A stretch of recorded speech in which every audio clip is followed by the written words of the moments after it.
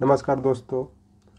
आज मैं म्यांमार में जो सिविल वार स्टार्ट हुआ, जो जुंटा सेना के खिलाफ़ जो वहाँ के जो भी क्षेत्रीय जो पार्टियां हैं या जो सेनाएं हैं जिन्होंने विद्रोह किया, उसका मणिपुर पर क्या प्रभाव पड़ा, उसी का मैं विश्लेषण कर रहा हूँ। तो म्यांमार में प्रजातांत्रिक रूप से चुनी हुई सरकार बनी थी, जिसमें आंग सान सू की भूमिका थी।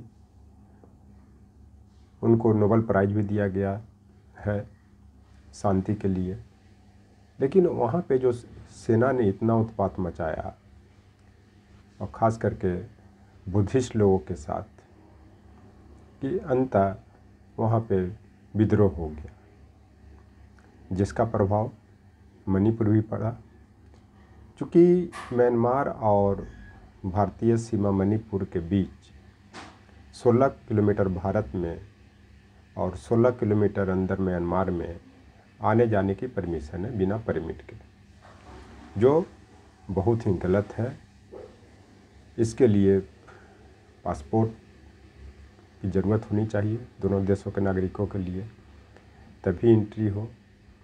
लेकिन क्या परिस्थिति बनी कि उस समय दोनों देशों के जो नागरिक थे बिना रोक टोक के आने जाने की इजाज़त दी गई,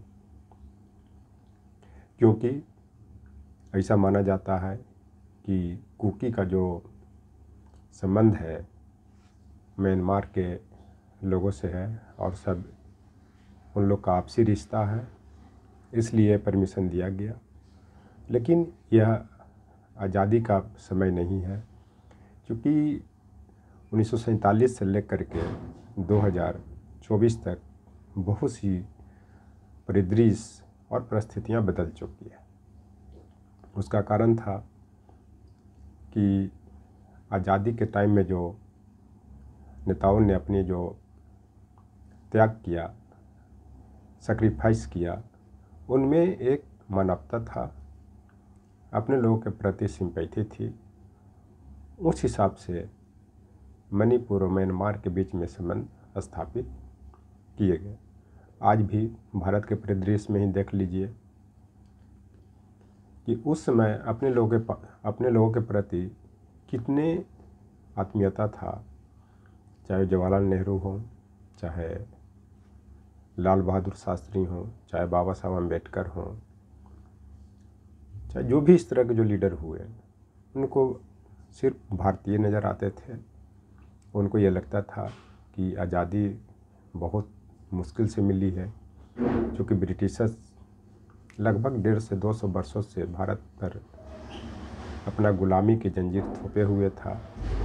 उसे तोड़ने में बहुत सैक्रिफाइस किया गया है। इस कारण वे सिर्फ भारतीय समझते थे। लेकिन आज देश में भारतीय के नाम पे किस तरह से आपसी रिश्ते को ख़राब किया जा रहा है, संप्रदाय के नाम पे, जाति के नाम पे, और ये सब सिर्फ वोट बैंक की राजनीति है। उसी तरह से मणिपुर में भी वोट बैंक की राजनीति को लेकर के ही वहाँ पे डिस्टर्बेंस उत्पन्न हुआ, जिसके कारण म्यांमार जैसे देश भी चाइना के सह पे मणिपुर के डिस्टर्ब करने में लगा हुआ है।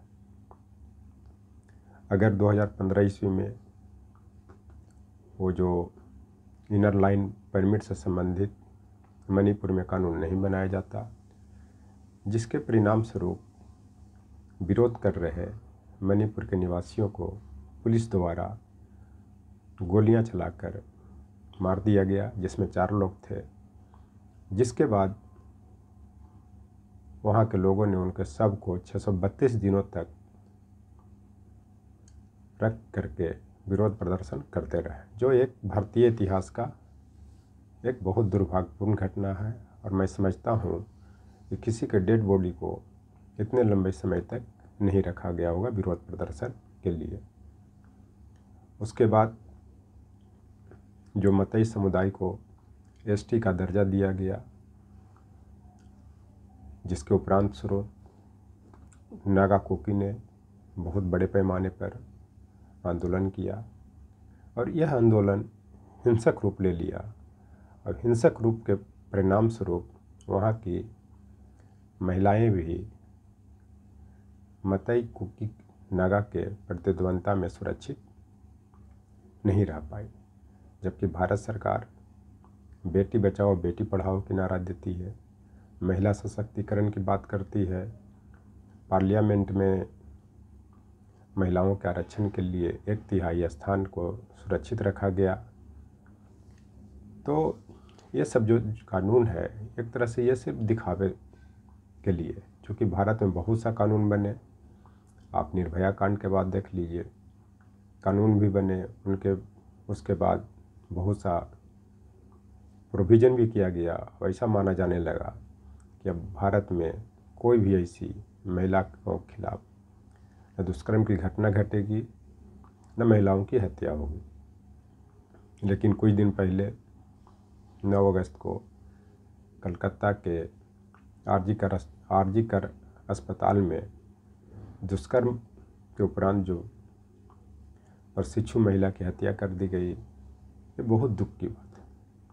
तो मैं ये सब चीज़ इस कारण बता रहा हूँ कि जो मणिपुर में जो डिस्टर्बेंस की बात जो बढ़ी, वो महिलाओं की जो दुष्कर्म हत्या की गई उसके उपरांत वहाँ आंदोलन बहुत तेज हुआ, जो कहीं न कहीं ये म्यांमार का ही देन है, क्योंकि चीन नहीं चाहता है कि भारत स्थिर देश बना रहे और वो जो है म्यांमार को इलाका को और चीन के कुछ इलाका को छोड़कर जो म्यांमार के बॉर्डर पर है और मणिपुर के मिलाकर एक अलग देश बनाने की बात करता है, जिसके उपरांत म्यांमार में रह रहे नागा कुकी जो मिलिटेंट्स हैं, उग्रवादी हैं, उनको भड़काता है और उनको रॉकेट तक उपलब्ध करवाता है, आधुनिक हथियार भी उपलब्ध करवाता है, ताकि वो मणिपुर ही नहीं और जो मणिपुर में नॉर्थ ईस्ट में जो भी स्टेट है उसको डिस्टर्ब करता रहे, ताकि भारत भी डिस्टर्ब रहे और भारत का ध्यान मणिपुर को बचाने में लगे। तब तक चाइना उधर जो गलवान का इलाका है, लद्दाख का इलाका है, अरुणाचल प्रदेश का इलाका है, वहाँ पे अपनी सेनाएं भेज करके उसको अपने नियंत्रण में कर सके और ऐसा हुआ भी। और बची खुची जो कसर है वो पाकिस्तान पूरा करना चाहता है। जो पीओके का इलाका है उसके साथ साथ जो कश्मीर में इलाका है वहाँ पे वो डिस्टर्बेंस पैदा करता है।